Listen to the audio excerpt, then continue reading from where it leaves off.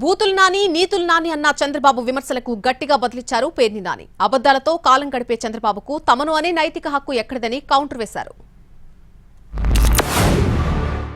ఇద్దరు కూడా మంత్రులుగా నిలబెట్టారు.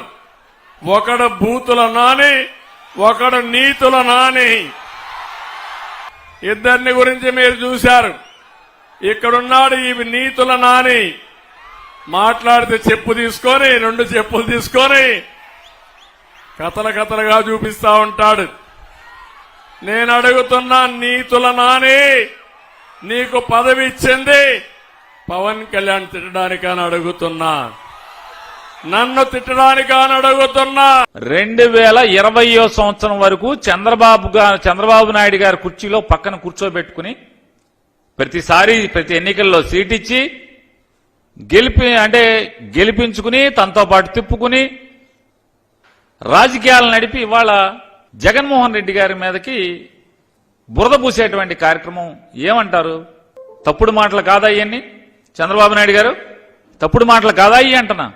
అంటే మీ దగ్గరుంటేనేమో గంగా నదిలో స్నానం చేసినట్ట,